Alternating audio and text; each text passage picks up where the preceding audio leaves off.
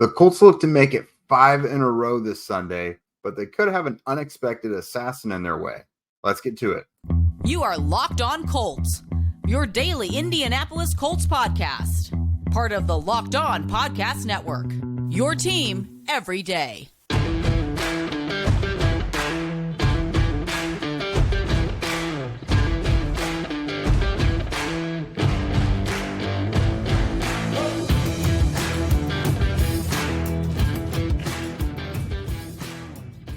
Fans and Colts fans, I am Jake Liscow. He is Jake Arthur from Locked On Colts. We got the Jake and Jake show as the Bengals and Colts clash in Week 14 for this week's crossover on the Locked On Podcast Network, covering your team, whether it's the Bengals or the Colts, every day. You can find either of these shows on YouTube or anywhere you get your podcasts. And as always, a crossover brought to you by PrizePicks, the easiest and most exciting way to play daily fantasy sports. You'll get a $100 first deposit match at prizepicks.com/LockedOnNFL with promo code LockedOnNFL. And Jake, as I mentioned, Gardner Minshew, Jake Browning, a couple of backup quarterbacks, a lot of Jakes going on this podcast today between Browning, Arthur, and Liscow. And, well, let's start biggest stories. To me, it is a lot of that backup quarterback battle for two teams really directly competing for wild card spots right now. But in Indianapolis, what is the big story this week?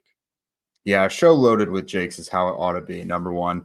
And not exactly the matchup I think either of us thought it would be back looking around like week one. But no, for the Colts, it's just kind of staying alive right now. They've got 4 wins in a row, which is pretty surprising to a lot of people, even locally. I mean, Shane Steichen is really kind of heating up his Coach of the Year candidacy with that one, going with his backup quarterback. But yeah, right now, that's 4 in a row, looking at 5 in a row, but they're still competing with how many other teams for a playoff spot. I mean, you know exactly what it's like. Everyone hovering right there around 500. So it's just basically staying alive, doing just enough to win, and trying to keep this thing going to get a playoff push. Now, as you guys well know, with the Jaguars, taking that little hiccup last week, the AFC South gets a little more interesting now for the Colts as well. So it's not just a wild card they're fighting for. It's perhaps the whole AFC South. Now, the Jaguars did sweep them, but literally each of these final 5 games matters really heavily. Yeah, I can't tell you how much envy I have as someone who's followed the Bengals for a long time about the divisions that the Colts play in and the Bengals play in. The AFC South perennially seems like the worst division or one of in the National Football League, and the AFC North is just a bloodbath every year. You're not wrong. It's absolutely brutal. When you talk about winning 4 in a row and you look at the teams the Colts have played this year, how much are you buying how good the Colts are? Are the Colts as good as their record, I guess my question is, when their last 4 games, Tennessee, Tampa, New England, Carolina, before that, their wins against Tennessee, they did eke out an early season win against Baltimore, which is certainly respectable, and the Texans, who have turned out to be a pretty good team. But how much do you buy them given the quality of competition they've played?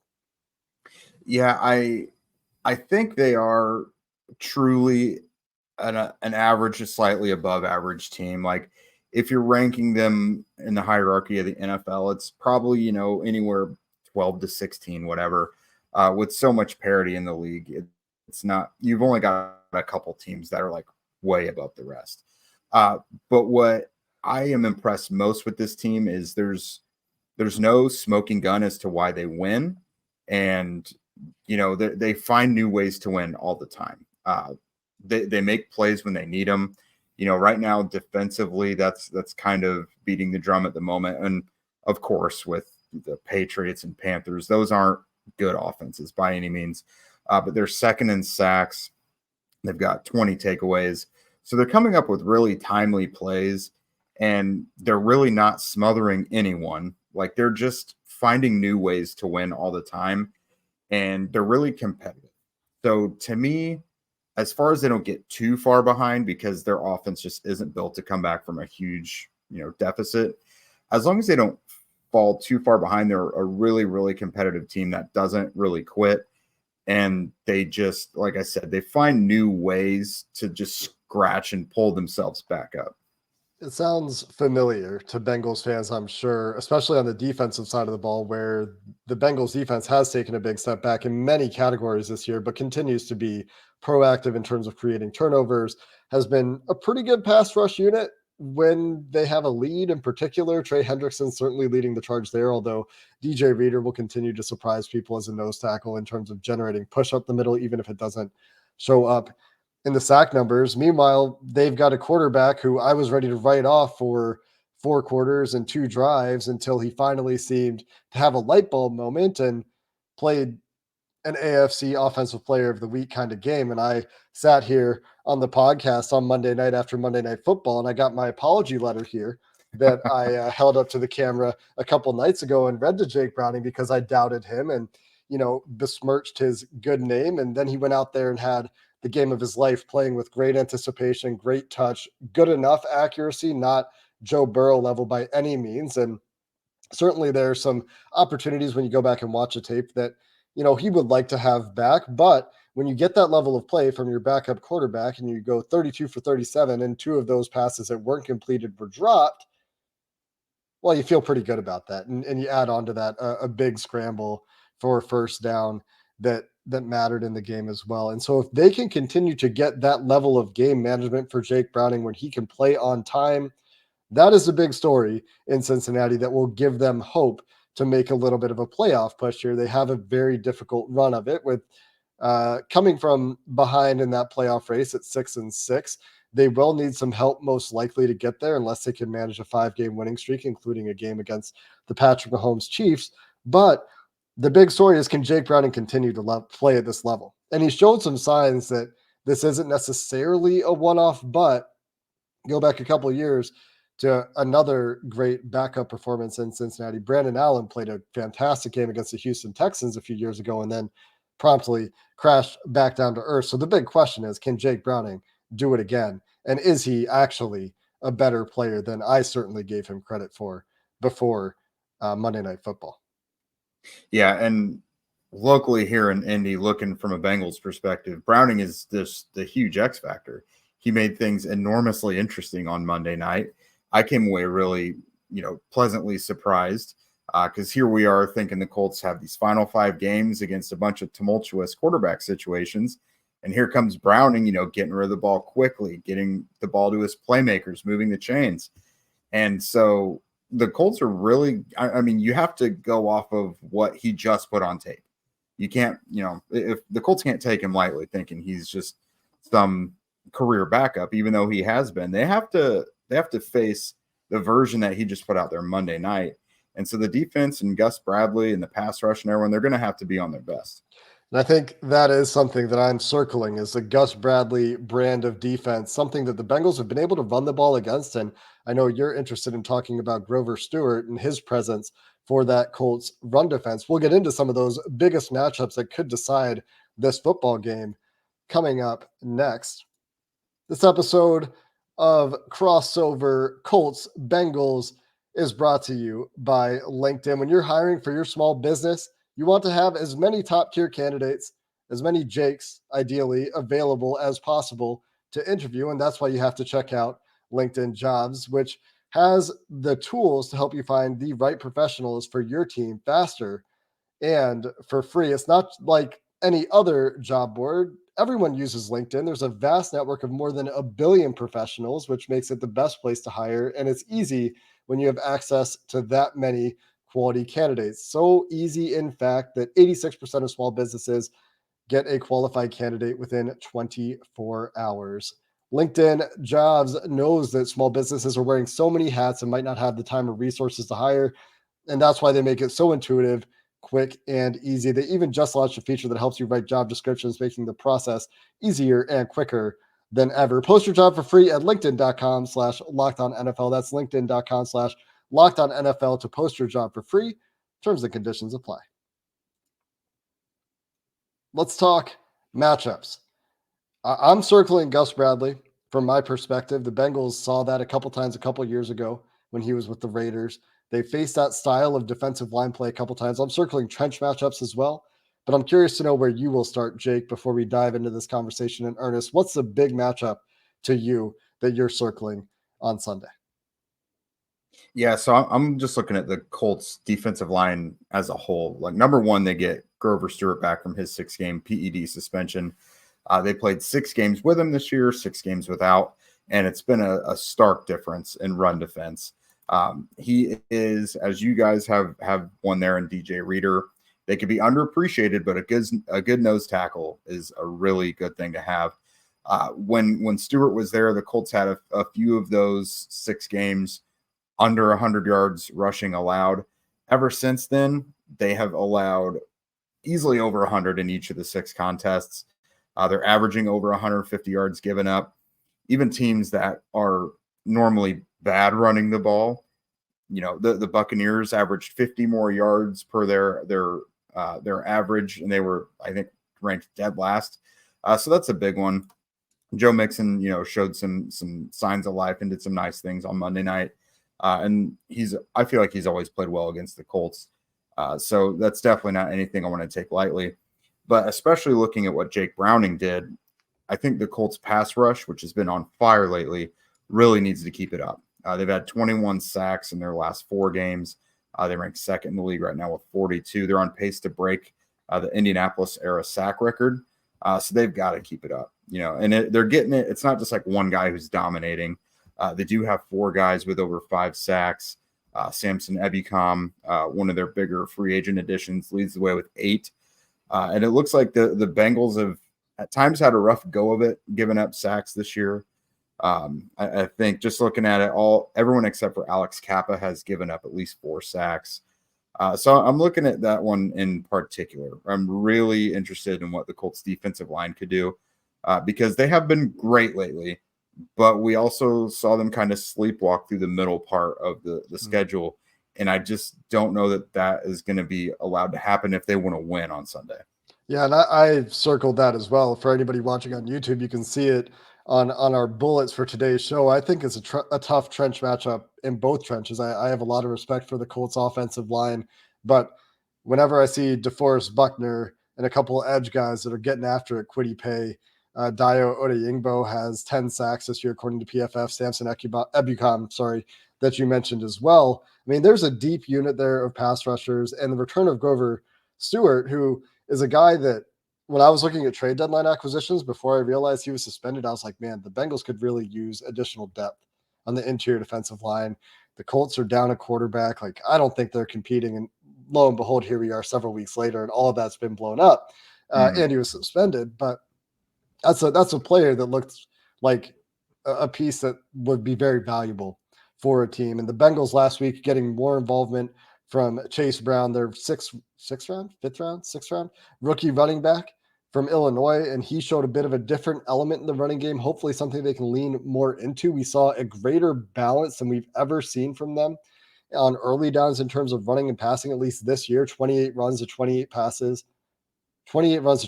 passes on early downs in week 13, which is something that against the Steelers, they ran the ball 8 times the entire game. And with a quarterback that does need help, they changed the offense dramatically from week 12 to week 13 and took away some of the empty stuff and made Jake Browning's job easier. The run game certainly needs to be part of that. So you look at the trenches, you look at the pass rush for sure, where Browning was only pressured about 25% or so of his dropbacks against the Jags. If that changes, how does his performance change? Because we've seen him be a deer in headlights. We've seen him hold the ball a little bit longer and take some sacks that he shouldn't, both in the preseason and training camp and against the Steelers. So if the pass rush and that pressure is amped up this week, that is certainly a big X factor in the pass game where Browning was so good. And then Grover Stewart in the run game, certainly a matchup as well. But the interesting thing about that to me is Gus Bradley's defense, where again, like San Francisco, like Jacksonville, they're sending these defensive ends flying upfield. The Bengals have had a lot of success running against those teams, trying to get the ball outside, letting those defensive ends fly upfield, and then running right behind them with some linebacker bend kind of stuff in the gap game as well. Something that they've leaned into a lot more certainly last week. So another thing that I think is going to be interesting, where you get this Gus Bradley brand of defense firing upfield in the trenches. Yeah, and it's not just been Grover Stewart's absence that's caused concern recently in the run game. Like Zaire Franklin and EJ Speed have been a great 1-2 punch at linebacker throughout the year. But the last couple weeks, you're seeing more missed tackles.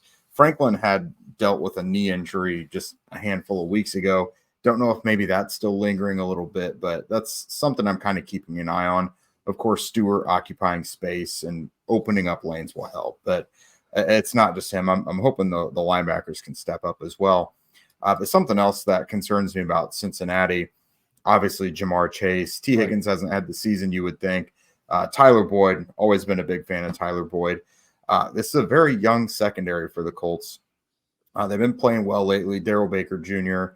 Has really started to come into his own after getting benched earlier in the season. They've needed him to step up because Juju Brents has been hurt for like 5 weeks now.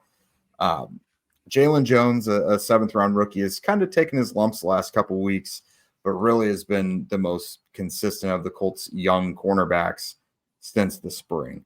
So you kind of don't really know what you're getting. This is obviously a huge matchup. They faced Mike Evans and DeAndre Hopkins recently, and neither guy had a ton of catches or yards, but Evans had 2 touchdowns, right at opportune moments outside the red zone or kind of the deep red zone area. And then DeAndre Hopkins scored as well. So crafty players like Jamar Chase.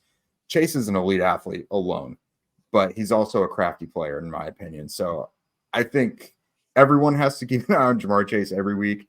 But this is one where Chase could really kind of let loose perhaps. And I think he might be their most important X factor kind of player. Obviously, everything goes through the quarterback. That's an easy answer anytime we talk about most important players. But the outside corners for the Colts, both young or having up and down seasons, I see Jamar Chase as a big factor in this game. But if the Colts decide to kind of take that approach that we see so many teams take, where they're like, we're going to cloud Jamar Chase on every single rep, we're going to give him no true one-on-ones, although Jacksonville gave him at least one, and they suffered dearly for it, giving up a vertical touchdown. Can T. Higgins, who he's been hurt all year, that's a big part of what's going on with him. He didn't have the greatest start to the season, but certainly was showing that he was coming back into playing like T. Higgins before he had a hamstring injury that kept him out for 3 weeks. There's a lot of attention paid to Jamar Chase. Can Jake Browning work the other side and T. Higgins? And that's something that I'm very interested to see. And in addition to that, Buckner is always scary to me, DeForest Buckner on that Colts defense. And the last time these teams played, Julian Blackmon was a huge thorn in the Bengals side as a rookie safety at the time. So that's what I see as some of the most important players. Anybody you want to add to that list? Yeah, I'm glad you mentioned Blackmon because he's really come along developing in his career. That rookie season, he had a couple game-sealing interceptions, but he struggled staying healthy ever since then. This is, I think, his first season playing every game, knock on wood. But he's been a strong safety. They converted him this year officially. Now they're kind of interchangeable in Gus Bradley's scheme, but being able to play what's in front of him rather than having to worry about the back half of the field. He's a very instinctive player, high football IQ, really tough, just no fear in him. So that strong safety role has suited him very well. So that's probably going to come in pretty handy against like Joe Mixon. But another one for the Colts just to throw in there, we're starting to see, speaking of safety, how much Nick Cross in his second year is coming in versus Rodney Thomas, the free safety. The Colts have had some issues in recent weeks with miscommunication in the secondary that's given up some big plays. Thomas has unfortunately been in the area of those at times. I don't think it's all on him. But Nick Cross is starting to kind of eat into those snaps. And so defensively, it's going to be interesting to see, do they continue how does that pendulum swing? Is Cross going to continue getting more and more snaps? Because this could be a game where it's important because he's been a more sure tackler and he kind of sets more of a tone when he does tackle. Like once he hits you, you're really not going anywhere. Sounds very familiar to the story of Jordan Battle in Cincinnati, the rookie safety who's recently been playing more. Coming up next, let's get into what needs to go right. We've talked about the matchups, but what needs to go right for each of these teams to win? And maybe we'll do some predictions here to finish things up coming up next. Yep, and the holidays are generally a positive time for people, but if you're the kind of person who struggles to know what to get people, or you have a bunch of people in your life who are difficult to buy gifts for, I've got something perfect for you. If you're looking to up your gift giving game this year, then go check out a Skylight digital picture frame. Now, if you listen to podcasts, you hear that people advertise these all the time. I started buying them last Christmas, and it's an absolutely clutch gift. I mean, there's really no one in your life who wouldn't want these. Like grandparents, they want pictures of their grandkids. I mean, if you're like me, I've got like a million pictures of my wife, my daughter, and my dog in my phone that are just hanging out, not doing anything. So with this, I actually have a place for those pictures to go. So Skylight is also a better way to use, it's better than social media in a lot of ways. It's a great private way to share photos without your weird uncle popping up and making some weird comments. And your satisfaction is also a guarantee. Skylight's so confident that you'll love your product that they offer free 120-day returns. You'll likely wind up like the 1 million plus happy customers, though, thousands of whom have submitted 5-star reviews. Skylight is available in over 30 countries and recommended by the Today Show, Forbes, New York Magazine, and more.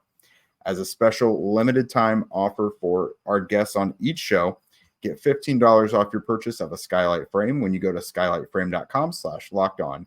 To get $15 off your purchase of a Skylight frame, just go to skylightframe.com/lockedon. That's skylightghtframe.com/lockedon. All right, Jake, let's get into what needs to go right for these teams to win. I imagine this is going to harken back to some of our earlier conversation, but when you look at the Colts in this game, what needs to go right? What's the story if the Colts come out on top? Yeah, so generally the Colts have kind of gone as Gardner Minshew has allowed them to. Offensively, as long as he's not turning the ball over a ton, they can make things happen. Like they're not great on third down or the red zone. That's led to a lot of fourth down attempts. They're up there in the league in fourth down attempts. They're also up there in field goal attempts because they don't cash in the red zone. So with that, that's why you kind of see them in some closer games. So if Minshew's turning the ball over, it just wipes all of it out. It puts everything on the defense, and that hasn't always been something they can rely on. So Minshew's just going to have to do his thing. He's going to have happy feet. He's going to have chaotic energy out there at times, but just don't turn the ball over. He does tend to fumble, does not take care of the ball when he gets sacked. So if the Colts can take care of that, that would be nice. But basically, they're just going to go as Minshew and his turnovers go. Defensively, I think they're going to have to get after Jake Browning, keep up the sack party. Like I mentioned, second in the league. They've had 21 in the last 4 games. Kwity Paye, Samson Ebukam, Dayo Adangbo, Buckner, those guys are firing on all cylinders, and they're getting it from everywhere.